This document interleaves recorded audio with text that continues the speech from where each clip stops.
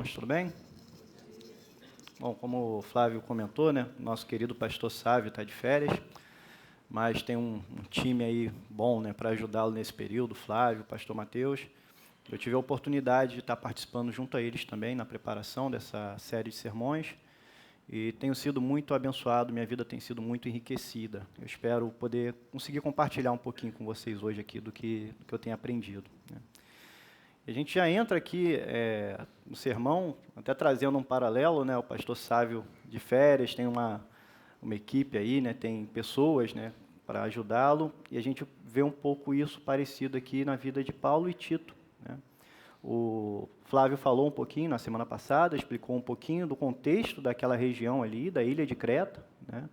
Uma ilha onde muitos poderiam considerar um local difícil ali para a pregação do Evangelho, uma ilha conhecida por ter um povo desonesto, corrupto, um povo difícil, um porto ali onde havia grande movimentação de pessoas, né? Essa ilha era pontilhada por áreas portuárias, onde por ali circulavam muitas pessoas do mundo todo. Pode parecer um ambiente, uma cultura difícil para a propagação do Evangelho, mas o Evangelho de Cristo ele é maior do que isso tudo. E Paulo e Tito participaram um tempo ali da estruturação da igreja naquele local. A igreja já estava estabelecida ali, o evangelho cresceu ali de maneira orgânica, eles chegaram ali, colaboraram por um tempo, mas chega um momento em que Paulo precisa dar seguimento às suas viagens missionárias. E Paulo resolve deixar Tito ali como responsável para continuar a estruturação das igrejas ali naquele local. Ainda havia muito trabalho a ser feito, é o que ele vai pontuar na carta. E essa semana a gente começa a entrar um pouco mais no conteúdo da carta de Paulo a Tito, e a gente começa a observar quais são as instruções que Paulo vai reforçar ali a Tito. Com certeza essas instruções elas já tinham sido dadas pessoalmente, quando Paulo deixou o Tito ali, mas a gente vê que a carta é um reforço. Paulo tem aquela preocupação, deixou o Tito ali a cargo daquele trabalho tão importante, né? A gente sabe como é isso, quem trabalha às vezes sai de férias ou precisa entregar um projeto para outra pessoa, e às vezes é uma coisa que você se envolveu ali por muito tempo, e você tem aquela preocupação, né? Eu preciso que essa pessoa dê continuidade aqui ao trabalho como eu já tenho feito. E o que falar de Paulo, que o evangelho era não só o trabalho, mas era a vida, era a razão dele, era tudo para Paulo. Então, ele deixa instruções ali a Tito de como seguir com a estruturação daquelas igrejas, e a gente vai ver que ele vai ter um foco ali, que vai ser no estabelecimento de presbíteros em cada cidade para conduzir o trabalho. E a gente pode se perguntar, mas por que essa preocupação em estabelecer presbíteros? Por que essa preocupação com a liderança? E a gente vai observar que é muito importante na condução de qualquer projeto você ter pessoas capacitadas, você ter pessoas que estão qualificadas, estão aptas ali para dar seguimento, e essas pessoas, geralmente, elas são colocadas ali na liderança, para conduzir os outros que ainda não estão tão preparados. E quando a gente fala ali da vida de presbíteros, de homens, servos de Deus, estamos falando não de homens que sejam melhores do que um ou que o outro, mas que já são maduros, experientes na caminhada, que estão sendo capacitados por Deus. E ali, Paulo vai citar a Tito, como a gente vai se aprofundar um pouquinho aqui, de quais são as características desses homens, como é que a gente identifica essas pessoas. Isso é importante para a gente porque, na nossa vida, modelos são muito importantes. A gente, mesmo sem perceber, nós somos moldados pelos modelos que nós temos ao nosso redor. Nós somos moldados pelas pessoas que nós temos como referência. E Deus tem essa preocupação em estabelecer referências na sua igreja. Nós, quando começamos a caminhada cristã, nós vamos ter como referências aqueles que já estão na caminhada há mais tempo, que já são mais maduros, mais experientes, já passaram por muita coisa ali do que a gente passou, já aprenderam, e pela graça de Cristo, vão sendo capacitados para passar aquilo adiante. Isso é o discipulado. Mas alguém pode se perguntar, a gente vai falar sobre características de presbíteros, eu não tenho interesse em ser presbítero ou nada do tipo, mas essas características elas são importantes a cada um de nós, porque cada um de nós devemos almejar chegar a esse modelo. Ali a gente está falando de um modelo de um cristão maduro, moldado pela fé, guiado pelo Santo Espírito. Então são características que a gente deve buscar ter nas nossas vidas e que Paulo vai deixar ali como condição, como orientação para Tito, estabelecer essas pessoas ali, para dar continuidade ao Evangelho que já estava se propagando na ilha de Creta. Eu trabalho na área de recursos humanos, quem já trabalhou ou trabalha em áreas adjacentes sabe que é muito comum, quando você precisa de uma pessoa nova para trabalhar em um projeto, você vai criar um documento ali, né? Você vai estabelecer quais são as características que você precisa, o que essa pessoa precisa ser boa, conhecer, experiência. É um pouco parecido com o que o Paulo está passando aqui para Tito, o que a gente vai percorrer um pouco essa semana. Eu quero convidar a todos a gente abrir na Epístola de Tito, capítulo 1. Nós vamos ler os versículos de 5 a 9. Eu quero convidá-los a deixar a Bíblia, o aplicativo aberto, que a gente vai percorrer o texto de maneira expositiva e tentar se aprofundar um pouco mais aqui.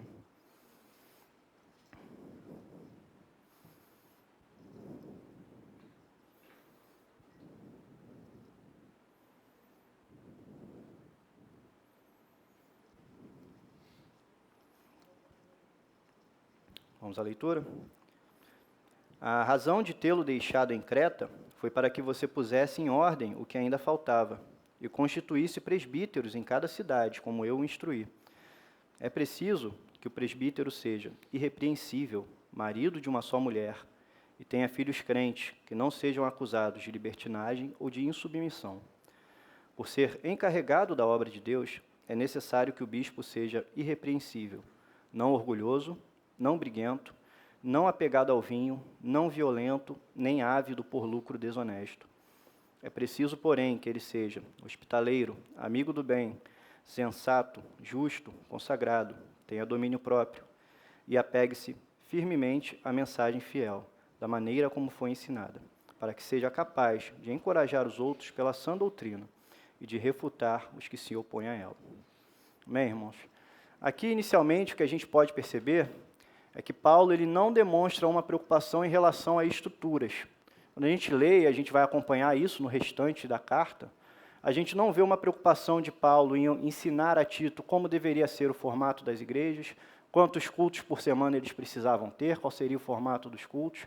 A preocupação do Paulo é com pessoas. A preocupação dele era garantir que havia pessoas ali dedicadas ao Evangelho, que houvesse pessoas consagradas ao Evangelho, que pudessem levar adiante esse trabalho. Então, a gente já aprende um pouco da importância que é de ter realmente pessoas dedicadas ao Senhor Jesus.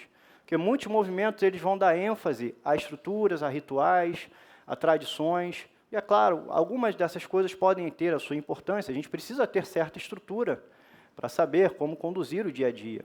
Mas a preocupação de Paulo é que houvessem ali pessoas comprometidas com o Evangelho do Senhor Jesus Cristo.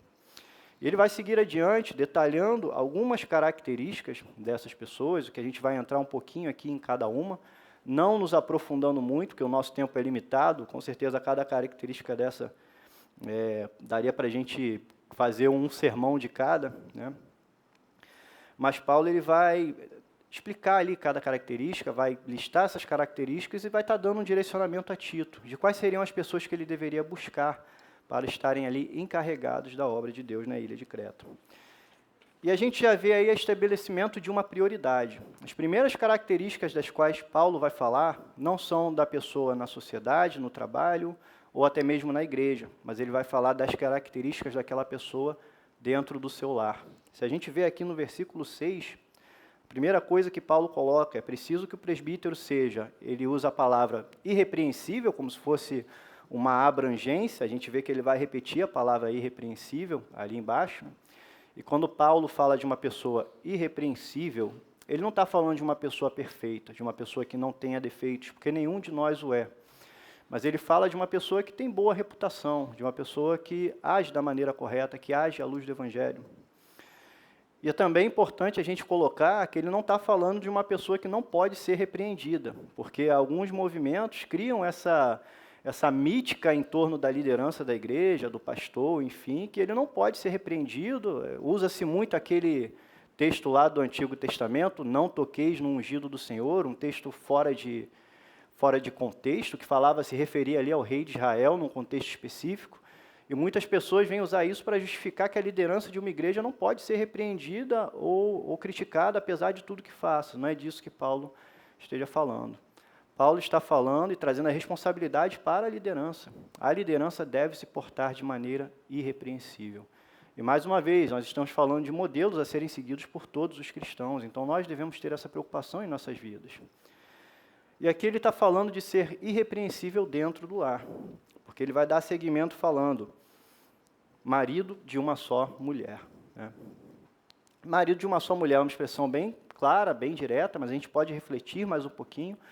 E a gente sabe que Paulo ele vai se aprofundar ali nas relações de casamento, em outras epístolas, e ele vai falar de como é importante a dedicação do marido à sua esposa e da esposa ao seu marido dentro do lar.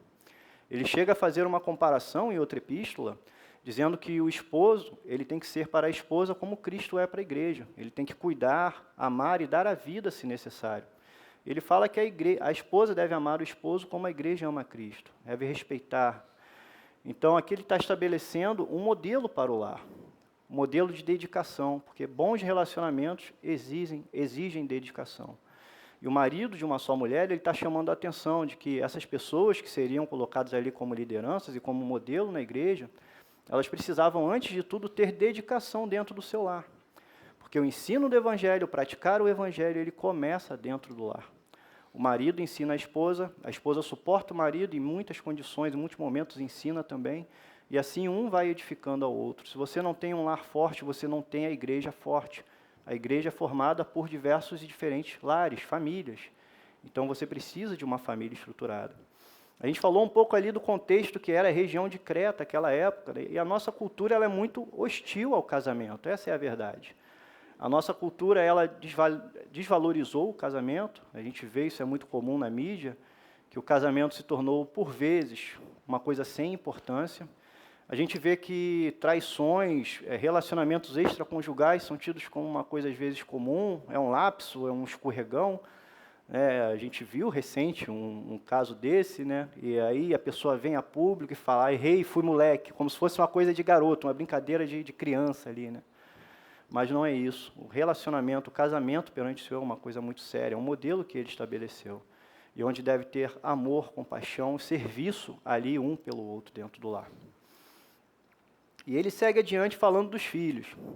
Ele vem citar aqui que os filhos do presbítero, eles não podem ser acusados de libertinagem ou de insubmissão, né? Aqui alguém pode imaginar que ele está falando de crianças que sejam ali crianças modelo, né, que usem terninho e gravata, fiquem sentados ali como anjinhos, como santos. Quem tem filho como eu tenho sabe que esse padrão é inatingível, né? Crianças são crianças, elas vão correr, elas vão brincar, elas vão falar alto. Isso só mostra que elas são crianças saudáveis. É uma atitude de uma criança. E é normal que elas sejam assim, é até desejável até certo ponto. Quem tem filho sabe, quando a criança está meio abatidinha ali, está meio parada, você já sabe que tem alguma coisa errada. Mas não é isso que Paulo está direcionando aqui. Ele diz que elas não podem ser acusadas de libertinagem. E o que é libertinagem? É uma liberdade sem limite. Porque o Evangelho ele é liberdade para a nossa vida, mas os nossos limites são os limites estabelecidos por Cristo, limites que não venham a fazer mal ao outro e limites que não venham a deixar de glorificar o nome de Deus. Então, nós temos a responsabilidade, enquanto os pais, de ensinar aos nossos filhos e ensinar os limites do Evangelho. Não os limites impostos pela sociedade, não os limites impostos pela cultura, mas os limites impostos pelo Evangelho de Jesus Cristo. E ele cita insubmissos. Nós precisamos ensinar aos nossos filhos a obediência. Ensinar que, acima de tudo, a obediência vem da obediência ao próprio Cristo. Porque é normal que eles sejam desobedientes por alguns momentos. Quantas vezes nós somos desobedientes em relação a Cristo, em relação a Deus? Mas a gente tem que ensinar para eles que, apesar da natureza humana ela ter a tendência ao pecado, nós devemos buscar a obediência, devemos buscar o que é agradável. Então, aqui Paulo está trazendo a responsabilidade do ensino do Evangelho, do pregar o Evangelho dentro dos lares. E cada um de nós tem essa responsabilidade. Com nossos filhos, não importa o quão pequenos sejam, eles precisam ser educados à luz do Evangelho. O Evangelho ele precisa ser praticado dentro do lar. Ele vai seguir adiante, falando de outras características. Ele entra no verso 7, dizendo, por ser encarregado da obra de Deus. Essa frase aqui é uma frase que tem um peso. Imagina você ser encarregado da obra de Deus. A gente deveria olhar para essa frase e ficar realmente ali com temor e tremor de uma coisa tão grande que Deus tem nos colocado. Lembrando que aqui ele está falando aos presbíteros, mas que isso é aplicável a todo cristão, é um modelo que está sendo estabelecido.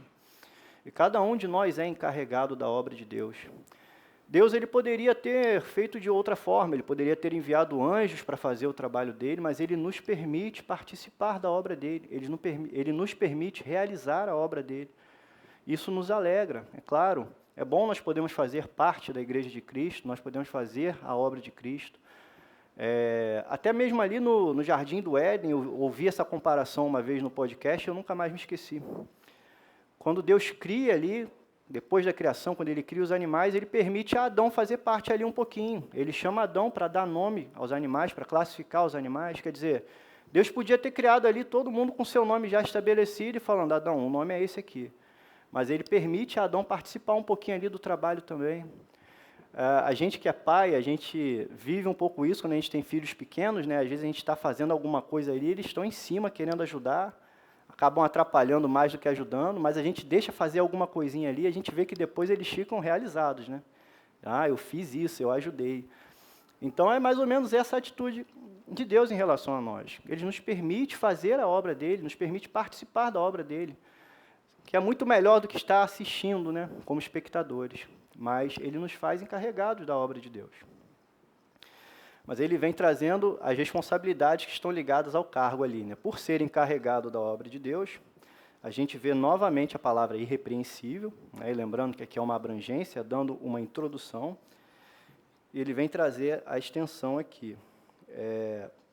Por ser encarregado da obra de Deus, é necessário que o bispo é uma outra palavra para presbítero, tá, gente? Não tem nenhuma grande diferença de cargo aqui no contexto da carta. Seja irrepreensível, e ele começa com a primeira característica aqui, que é o não orgulhoso. Que o bispo seja não orgulhoso. A gente tem a tendência, por vezes, de deixar o orgulho crescer dentro da gente. A gente começa a fazer uma coisinha um pouco melhor, a gente já deixa, às vezes, aquilo subir a cabeça. A gente já começa a achar que a gente está indo muito bem. E não é pecado a gente se sentir feliz quando a gente está indo bem em alguma coisa, em alguma área. Mas o orgulho é um sentimento que ele é incompatível com a vida do cristão, porque o cristão entende que tudo que ele tem de bom vem da graça de Deus. Se nós somos bons em alguma coisa, se nós temos algum talento, se nós temos alguma pretensão, é porque Deus nos deu a capacidade de ser assim. Martinho Lutero tinha uma frase que é muito famosa até hoje, e ele dizia, tudo que você vê de bom em mim vem de Deus, e o que é ruim sou eu mesmo. Então, esse sentimento ele é incompatível com o orgulho. O orgulho, o momento ali que a pessoa começa a achar que ela está saindo bem em alguma área, ou que os frutos que estão nascendo ali são devido à sua própria capacidade, à sua própria habilidade, ele vai invalidar a graça de Deus, porque nós somos o que somos pela graça de Deus, e é um sentimento bom, nós sermos gratos a Cristo por tudo que Ele faz por nós. A gente acabou de sair da série de Juízes, né? Eu acho que ficou bem claro isso ali na vida de Sansão. Sansão, em algum momento, começou a falar, eu faço e aconteço, até a hora que deixou de fazer. Ele se esqueceu que era a graça, era o Espírito de Deus que operava ali por intermédio dele. Então, o sentimento de orgulho, ele é incompatível com o servo de Cristo. Não briguento. É bem claro, né? Mas a gente, quando olha para o contexto cultural de hoje, né, a gente vive um contexto muito de guerra cultural, em que, às vezes, alguns movimentos, igrejas, alguns cristãos, até querem se envolver de maneira combativa, tem aquela preocupação em combater o pecado, em ir atrás de quem faz o mal, em expor, em falar, mas a verdade é que Deus ele busca pessoas que não sejam briguentos. Não cabe a nós ser combativo externamente, cabe a nós lutar contra o nosso próprio pecado. Cabe a nós lutar contra a nossa natureza pecaminosa, ensinar aqueles que estão ao nosso redor e buscar a vontade de Cristo. O cristão ele não tem necessidade de brigar com a cultura. A gente sabe que a gente vive em uma cultura muitas vezes hostil ao cristianismo, mas Cristo já tinha avisado que seria assim. A gente sabia que a gente viveria isso. Mas cabe a nós confiar na plenitude de Cristo em nossas vidas. O cristão ele tem que tomar muito cuidado ao levantar bandeiras, ao se envolver em brigas ideológicas. Deve manter a sua suficiência em Cristo.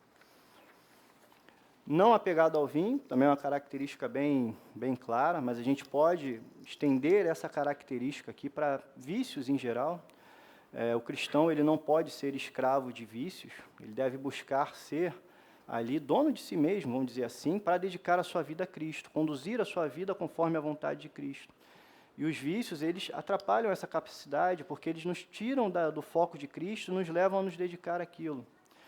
A gente sabe que alguns têm dificuldade em relação à bebida alcoólica. Na minha família, há um histórico de alcoolismo. Então, é um alerta que Paulo está dando, que não deve ser apegado ao vinho, não deve haver apego. E quando a gente fala do Evangelho, o Evangelho é realmente uma relação de desapego. O Evangelho ele nos ensina a não ser apegado a nada que esse mundo tem a nos oferecer, porque o que Cristo tem a nos oferecer é muito maior. A alegria que Cristo tem a nos oferecer, a paz que Cristo tem a oferecer, é uma alegria, uma paz que vinho e outras drogas, a bebida alcoólica, eles não são capazes de nos oferecer. Então, a gente pode ver aqui a plenitude do cristão em relação a Cristo. Também, é claro, existem muitas discussões, né? O cristão pode beber bebida alcoólica, não pode. Cada um vai seguir uma corrente, alguns se abstêm de bebida, outros não, consomem de maneira moderada.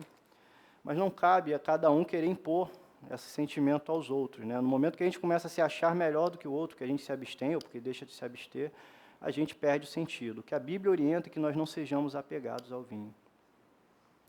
Não violento seria a próxima característica ali que Paulo vai citar.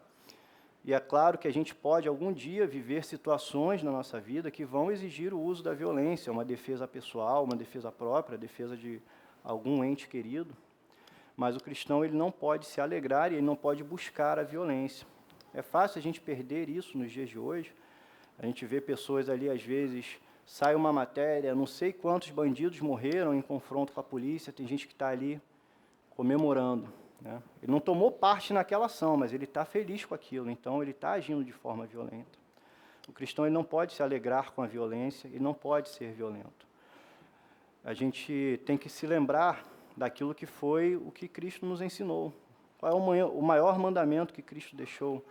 Ama a Deus acima de todas as coisas e o próximo como a si mesmo. Então, quando a gente se alegra, quando a gente se felicita por algo de ruim que aconteceu a uma outra pessoa, independente do que aquela pessoa tenha vivido, tenha feito até ali, a gente está praticando um comportamento violento. Estamos nos alegrando com a violência e com o mal aos outros. Então, o cristão ele não pode ser violento, ele não pode se alegrar com a violência. Nem ávido por lucro desonesto. Aqui a questão, quando ele fala de lucro desonesto, já entra um parênteses, né? Não é pecado ter lucro, não é pecado a gente fruir do fruto do nosso trabalho, do resultado daquilo que a gente oferece à sociedade, mas esse lucro, aquilo que a gente recebe, precisa vir de forma honesta. A gente precisa refletir, eu estou recebendo realmente o que é justo pelo meu trabalho, eu estou ofertando de volta à sociedade aquilo que a sociedade pede de mim para receber isso, porque às vezes a gente tende a querer andar ali no limite da lei, né? E Cristo ele ensinou que a nossa justiça ela precisa superar a dos escribas. Então não basta apenas seguir a lei, a gente precisa seguir o Evangelho. Perante o Evangelho, eu estou tendo lucro, vou dar o exemplo de uma pessoa aqui que tem um funcionário. Será que nesse lucro que eu estou tendo aqui, o meu funcionário não deveria ter uma participação maior? Isso cabe a nós e a Cristo, a nossa consciência. E Cristo ele nos guia em relação ao Evangelho. Mas o cristão, ele deve ir, a justiça dele deve ir além da justiça humana. Ele deve se basear na justiça de Cristo. Porque a justiça humana é falha, mas a de Cristo não, é perfeita. E entrando já no verso 8, Paulo vai começar aqui já dando o contraponto, né? Ele já deu algumas características que não são desejáveis, que a pessoa não deveria ter, e ele já entra iniciando a frase com é preciso, porém. Então, ele vai entrar com algumas características desejáveis ao cristão que todos nós devemos buscar ter. É preciso, porém, que ele seja hospitaleiro. E aqui ele entra com a primeira característica. A gente voltando para o contexto local ali de Creta, a gente sabe que era uma cidade portuária, onde passavam ali muitos navios, muitos viajantes. Com certeza, muitos deles foram alcançados ali, ao terem sido recepcionados em seus lares por aqueles cristãos. Alguns talvez não tenham onde se hospedar, e antigamente era bem comum essa prática da hospitalidade. Hoje em dia, a gente já supriu essa necessidade, a gente tem Airbnb, a gente tem bastante hotéis, mas antigamente era muito comum essa prática da hospitalidade. As pessoas, às vezes, vinham para realizar um trabalho e não tinham aonde ficar. Eu tenho certeza que Deus usou muito essa hospitalidade daqueles irmãos ali para chamar muitas pessoas ao Evangelho. Mas trazendo para o nosso contexto, é importante que nós, enquanto cristãos, pratiquemos a hospitalidade. Como é que a gente pode praticar a hospitalidade hoje em dia? É claro, isso vai incluir aí a hospitalidade em si, receber outros em sua casa. A gente, às vezes, é muito defensivo, a gente é muito na nossa, assim, né? Tem aquela desconfiança de trazer uma pessoa para visitar a gente. Mas não sei se vocês já pararam para pensar que talvez seja uma oportunidade uma pessoa passar um tempo curto ali na sua casa e de ver um lar cristão, de acompanhar ali como é que é o dia a dia, o andamento de um lar cristão e de ouvir um pouco da palavra. Não só pelo que você fala, mas também pelas suas atitudes. Mas vai muito além disso. A gente pode praticar a hospitalidade em relação ao sentimento das pessoas. A gente precisa estar aberto, pronto a ouvir, pronto a receber. Às vezes a gente está tão envolvido na nossa vida, com as nossas necessidades, e realmente é difícil. A gente vive tempos trabalhosos, são muitos afazeres, toda semana é muito corrida, é sempre uma coisa em cima da outra, e a gente acaba se esquecendo de observar a necessidade daqueles que estão ao nosso redor. Então, nós também precisamos ser hospitaleiros ao estar atentos à necessidade dos outros, e ao pensar como eu posso servir ao meu irmão, como eu posso atender à necessidade dele. Então, o conceito da hospitalidade, nesse sentido prático, é um conceito que Deus usa na vida do cristão para alcançar muitas pessoas. Quantos de nós talvez tenhamos sido alcançados pelo Evangelho porque um dia alguém parou para ouvir a nossa necessidade, para conversar um pouquinho, ou porque a gente se aproximou de alguém? Muitos não vêm de lares cristãos, não tiveram essa oportunidade durante o seu crescimento, mas teve a oportunidade de se aproximar, de passar um tempo com alguém ali que era cristão, e observar a vida daquela pessoa e foi alcançado pela graça de Cristo. Então, o conceito da hospitalidade é um conceito muito importante e que, pelos tempos modernos, às vezes a gente acaba perdendo. Próxima característica que ele vai dizer aqui, amigo do bem.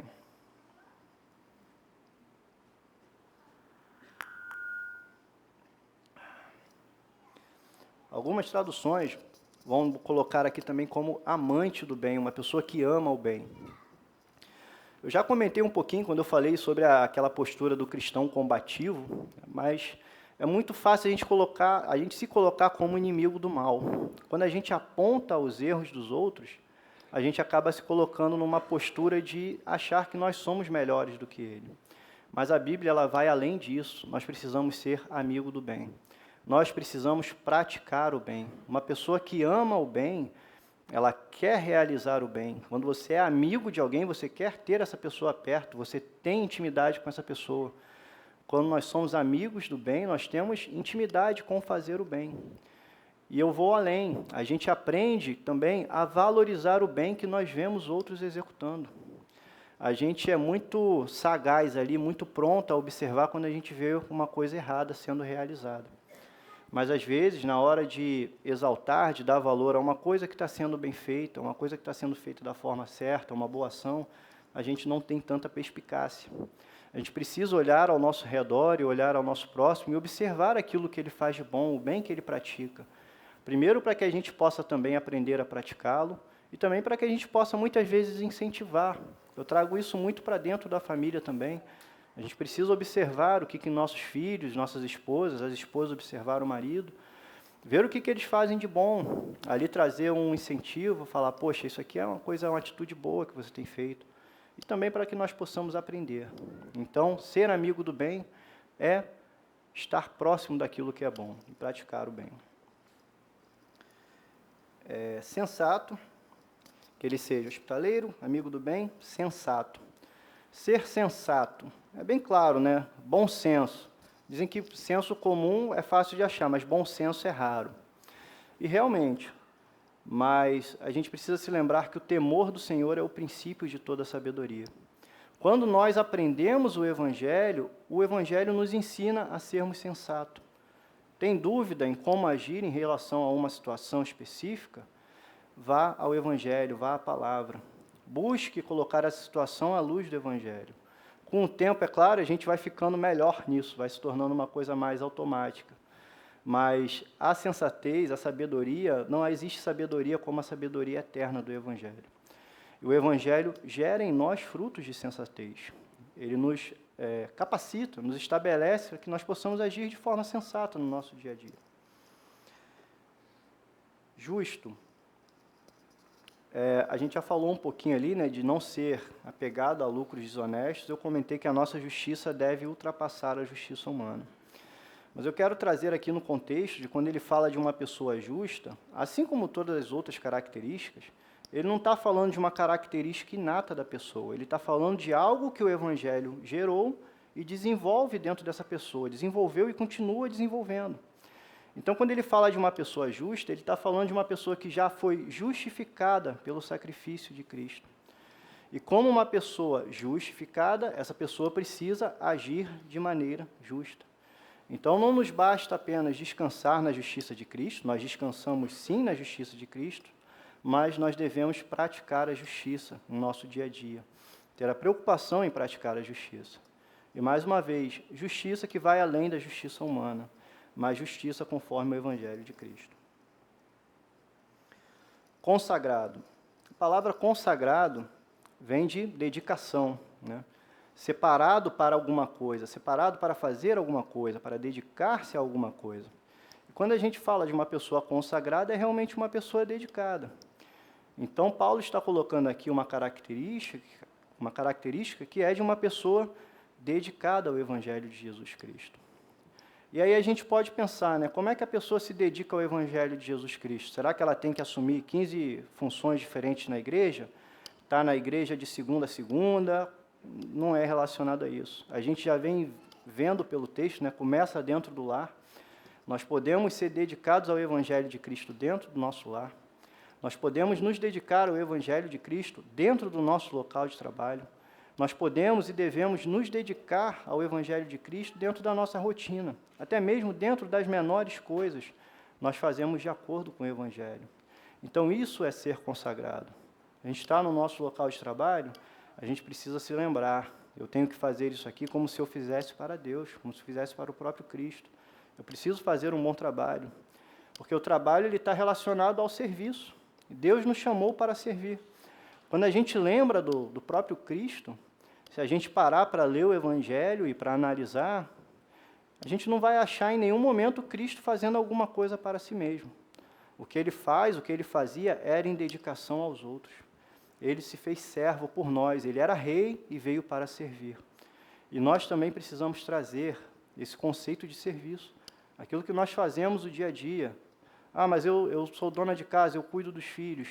Sirva a seus filhos como você serve a Cristo, porque é para isso que Cristo te chamou. Eu tenho um trabalho, eu tenho um emprego, é difícil, eu estou aprendendo, faço coisas erradas. Se dediquem a aprender, se dediquem a evoluir, a melhorar naquilo que você faz, como se você se dedicasse a Cristo. Em tudo que nós fazemos, nós devemos ser consagrados, porque o Evangelho, ele permeia tudo que fazemos. O Evangelho não se limita às portas da igreja, ao domingo que nós tiramos um tempinho para passar aqui, mas o Evangelho ele precisa permear todas as áreas de nossa vida e a todo tempo. Nós precisamos nos lembrar do que Cristo fez por nós e, ao mesmo tempo, pensar no que nós podemos fazer e fazer melhor pelo nosso próximo. Isso é ser consagrado. E que tenha domínio próprio. Isso aqui é uma questão importante. É claro, a gente vê hoje muitas correntes dizendo que quanto mais você perde o domínio próprio, mais espiritual você é. Eu já ouvi comentários falando, eu fui e fiz a coisa tal e eu nem vi o que eu estava fazendo. Era Deus que estava fazendo por mim. Mas isso não está de acordo com o que Paulo ensina. Paulo nos ensina a ter domínio próprio. E quando eu leio aqui a palavra domínio próprio, eu lembro também na vida dos nossos irmãos lá do primeiro século, do segundo século, que sofreram tantas perseguições, que morreram muitas vezes de forma cruel por pregar o Evangelho. O próprio Paulo, quantas coisas ali ele sofreu por amor a Cristo. E ao todo tempo ali, eles davam glórias a Deus. Esse foi o testemunho que fez o Evangelho se espalhar. Essas pessoas estão sofrendo, estão passando por coisas terríveis, estão glorificando a Deus. E aí eu pergunto, que tipo de domínio próprio é esse que leva a pessoa a enfrentar coisas tão difíceis e dando glória a Cristo? A gente, às vezes, por umas coisas tão pequenas, a gente perde o domínio próprio no dia a dia. Às vezes é um celular que não funciona, ou a gente esquece alguma coisa em casa, e uma coisa pequena, às vezes, já tira a gente do sério, a gente já entra numa sequência ali que vai se irritando e a gente perde o nosso domínio próprio. Mas a gente não deve ser assim. A gente deve lembrar do Evangelho de Cristo. E coisas pequenas, assim como coisas grandes, não devem tirar o nosso domínio próprio.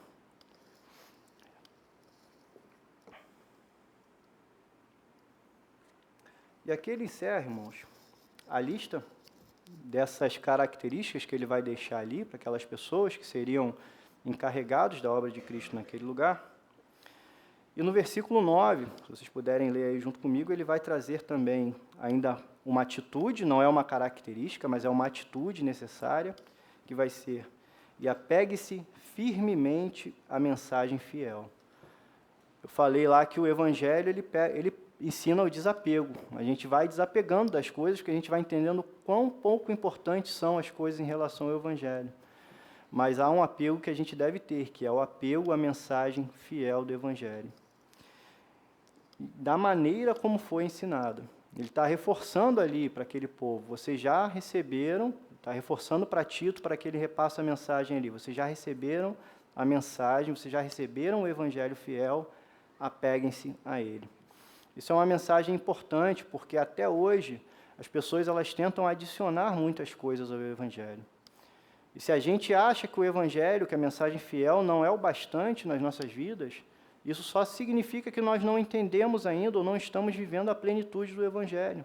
Porque o Evangelho ele ultrapassa todas as coisas, ele coloca todas as outras coisas como sem valor. Então, o apego à mensagem fiel é necessário, até para, como ele vai falar aqui, para que seja capaz de encorajar outros, né? A gente já tem falando aqui de como essas características, de como essas atitudes, elas vão encorajar e ensinar outros ao nosso redor, mas também, tão importante quanto, encorajar os outros pela sã doutrina e de refutar a outros que se opõem a ela. Ainda hoje existe uma grande oposição à sã doutrina. Como eu já mencionei, muitas pessoas querem adicionar muitas coisas ao Evangelho. E existem pessoas que não conhecem a plenitude do Evangelho e que buscam esse chamado Evangelho que adiciona tantas coisas, sejam bens materiais, ou um bem-estar, ou a promessa de nunca mais ter problema algum. Mas o Evangelho puro e simples é o que já vem sendo pregado aqui. É que Cristo morreu por nós, Cristo já fez tudo por nós. Cabe a nós viver a plenitude dele. Como a gente, tendo ganhado uma vida com Cristo, tendo ganhado acesso a uma eternidade com Deus, como a gente poderia querer qualquer outra coisa? E Deus ainda nos dá, pela sua graça, tantas outras coisas. Nós devemos ser gratos a Cristo por isso. Mas a plenitude, a verdade do Evangelho, ela deve dominar a nossa vida, deve controlar a nossa vida. E o refutar a doutrina daqueles que se opõem ao Evangelho, aqui como é que a gente refuta uma doutrina errada? Como é que a gente luta contra a mentira? Falando da verdade, pregando o Evangelho.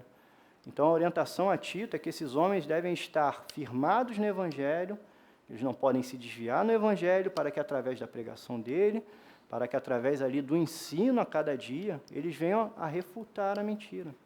Porque o que nega a mentira é a verdade.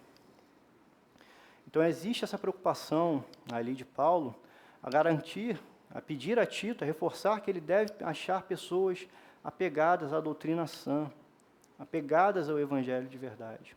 Ele deve garantir que esses homens que seriam estabelecidos ali, a gente está falando de uma região que é uma ilha, tinha várias cidades ali, onde já haviam igrejas ali. Ele tinha essa preocupação que as pessoas que estavam sendo estabelecidas como presbíteros ali daquelas igrejas, elas tinham um compromisso com o Evangelho e com a doutrina sã. Porque desde aquela época já haviam pessoas que tentavam adicionar coisas às doutrinas, né? O mais famoso, mais comum, era que vinham as doutrinas judaizantes, que queriam incluir práticas judaicas ali ao ensino do Evangelho. Então havia essa preocupação dos apóstolos, de garantir o Evangelho puro, ali onde ele era pregado. Mas eu quero já caminhar aqui para o encerramento.